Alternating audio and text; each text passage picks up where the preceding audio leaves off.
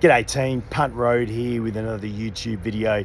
Today's a Metallica one, but it's not Metallica per se, but it's about the bands that influenced Metallica.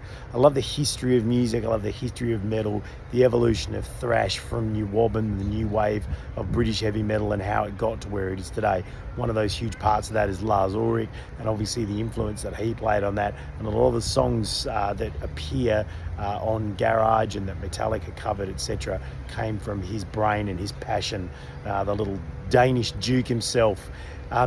On that, one of the great albums that came out in 2006 probably didn't get enough credit at the time and deserves more, and I think it's difficult to get hold of now, is actually this one here, which is the Songs That Drove Metallica. The name of the album is Full Metal Garage. You can see the little MUIA, metal up your ass there, and this is an absolute classic compilation of all of those tracks that you know and love from Metallica. So we've got all the classics that are on Garage, the Free Speech for the Dumb, It's Electric, etc. But then they throw in a couple of extra little bonus ones in there. So there's Jaguar's Storm Child, there's Savage's Dirty Money, Diamond Head Sucking My Love, Savage again with Let It Loose.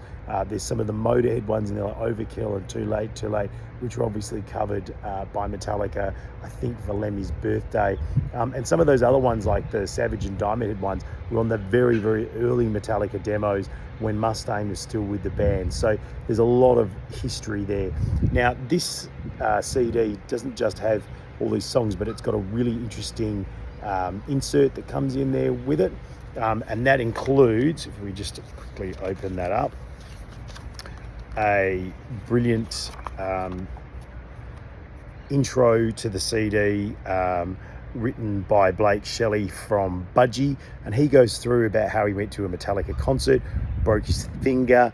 That's one of his early memories of Metallica, but he also talks about how Lars wanted to actually produce one of their albums, I believe in the 80s, and he looks back on now and he didn't do it, but he thinks, you know, it could have actually been brilliant for them.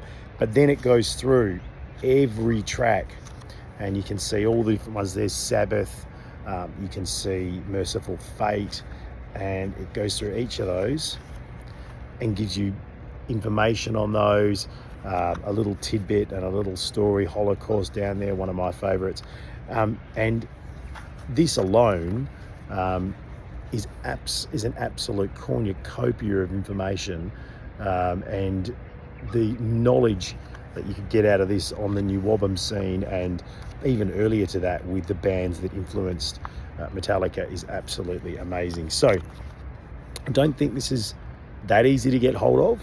Full Metal Garage, the Songs That Drove Metallica, but if you can get it, I would grab it. I picked it up many a moon ago, and I don't regret it at all.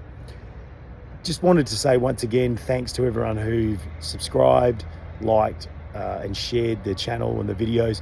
It's just such a brilliant thing to see the enthusiasm and the engagement once again. Really do appreciate it. Would love to hear from you guys what you'd like to hear about. If it's these sort of unusual things, I'm thinking of doing some deep dives on certain songs and certain albums. Fire up, let me know what it is. I'm very, very keen to give the people what they want. So thanks everyone, as we just have some type of little vehicle drove past there and make a lot of noise. But thanks everyone, really appreciate, as I say, every bit of effort and positivity you're sending my way. And as always, have a ripper, mates.